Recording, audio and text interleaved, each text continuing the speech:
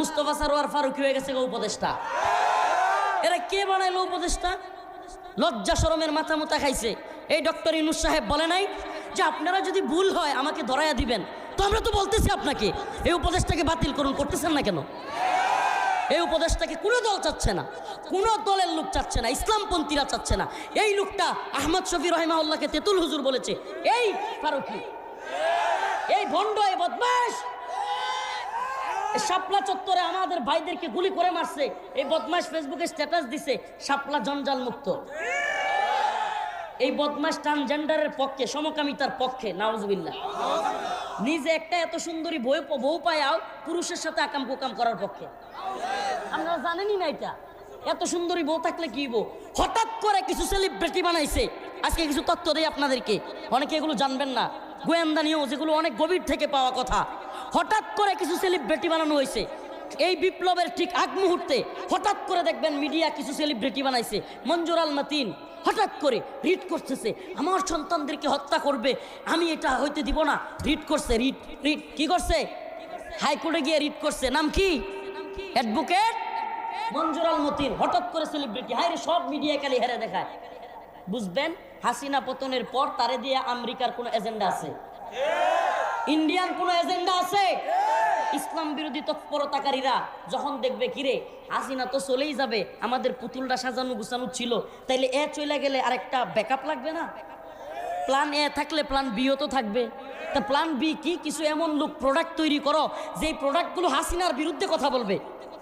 হইতে পারে ডক্টর আসিফ নজরুল কথা বলবে, কিন্তু এরা ইসলাম বিদ্বেষ লালন করবে, এরা ইসলাম বিদ্বেষীদেরকে উপদেষ্টা বানাবে। এরা মনে করছে আমরা মনে হয় বানের শ্রুতে বাইশে আইছি, এরা মনে করছে আমরা মনে হয় বাইশে আসছি এই দেশে। এই দেশটা আপনাদের বাপ দাদার শুধু একার না। আমরা হাসিনাকে সহ্য করি নাই। এই সমস্ত উপদেষ্টা নেওয়া শুরু করলে যেইভাবে জনগণের অনাস্থা শুরু হয়েছে, এক ফারুকীরে নিয়া বাতিল যদি না করেন অচিরে আপনাদের বিরুদ্ধে ডাক আসবে। ছাত্রদের সাথে আমরা ঐক্যবদ্ধ হয়ে আপনাদের বিরুদ্ধে দাঁড়াবো ইনশাআল্লাহ। এই দেশে কোনো ইসলাম বিদ্বেষী তৎপরতা চলতে দেওয়া হবে না।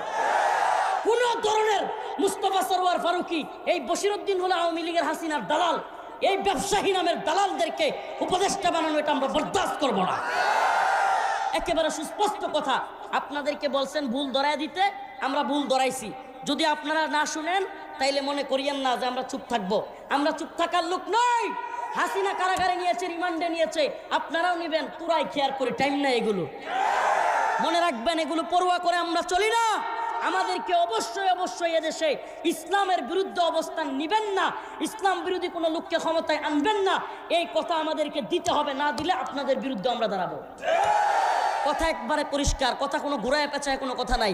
যারাই আওয়ামী লীগের এত বড় জুলুম যারা করেছে, এদেশে কোন খারাপ কাজ আওয়ামী লীগ করেন আমাকে বলেন? এই বউয়ের স্ত্রীকে স্বামীর সামনে ধর্ষণ করেছে এমসি কলেজে সিলেটে, কারা করছে? আওয়ামী লীগ। ছোট্ট ছোট্ট ছাত্রদেরকে গুলি করে মেরেছে, অসংখ্য ছাত্রদেরকে মাদ্রাসা স্কুলের, কারা মেরেছে আমাকে বলেন? 100 আমাদের বোনকে ধর্ষণ করে জাহাঙ্গীরনগর বিশ্ববিদ্যালয়ে, তারপরে মিষ্টি বিতরণ করেছে এই মানিক। এই কোন দলের লোক ছিল আমাকে বলেন? আবরার ফাহাদকে ভারতের বিরুদ্ধে কথা বলার কারণে আমার ভাই আবরার ফাহাদকে পিটায় কারা হত্যা করেছে? এত কিছু করেছে।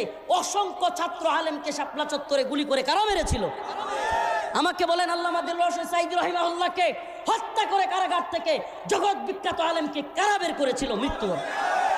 আমাকে বলেন এই যে এত মার, এত আক্রমণ, এত কিছুর পরে এখনো কিছু নেতা দেখি এই দল ওই দল, এরা আওয়ামী লীগকে নিষিদ্ধ করা যাবে না, এই করা যাবে না, সেই করা যাবে না। এত উদারতা, এই উদারতা আওয়ামী প্রীতি, এগুলো বাংলার জনগণ পছন্দ করবে না।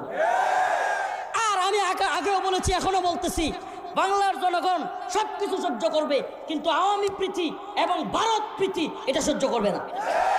এই দেশটাকে সবচাইতে বেশি ক্ষতিগ্রস্ত করেছে এই ভারত, এই দেশটাকে সবচাইতে বেশি পঙ্গু করে দিয়েছে এই ভারত। আমরা কি করলাম না? আমরা কি করলাম না বলেন? ট্রানজিট দিয়েছি, দিছি কি দেই নাই?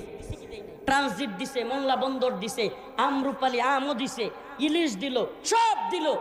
দিন শেষে আমরা কি পাইলাম? কাঁটাতারের বেড়ায় আমাদের লাশ। যদি আপনার কষ্ট লাগে যে হুজুর এসব কথা বলেন, আমি বলি রাষ্ট্র, রাজনীতি, দেশের পরিস্থিতি, এটাই যদি আলেমরা না বলে, বলবে কি জাহেলরা? বলবে কি জাহেলরা? আমাদের ভারত সীমান্তে যেইভাবে আমাদের মুসলিমদেরকে হত্যা করা হয়েছে, এরপরেও ভারত আমাদের কিভাবে বন্ধু হইতে পারে? ভারত আমাদের বন্ধু না শত্রু? ভারত শত্রু, এটা যায় জাতি বুঝবে না, এই জাতি জীবন বর মার খাবে। আপনি কি মনে করছেন হাসিনা গেছে গা, ভারতীয় আধিপত্যবাদ শেষ? ভারত আরেকটা গোষ্ঠীকে সূক্ষ্ম কৌশলে এই উপদেষ্টা কমিটিতে ঢুকাই দিছে তাদের দালালির জন্য। এদেশে এরা দালালি করতেছে। আপনি দেখেন না, আওয়ামী লীগ থাকতেও তো সেনাবাহিনীর উপর ইসকন এভাবে হামলা করতে পারে নাই। করছে কি করে নাই? চট্টগ্রামে সেনাবাহিনীর উপর কল্পনা করা যায়? আমাদের দেশের সেনাবাহিনীকে ওরা মেরে ফেলতেছে, আহত করতেছে, পুলিশকে আহত করতেছে। এটা কোত্থেকে এত সাহস পেয়েছে?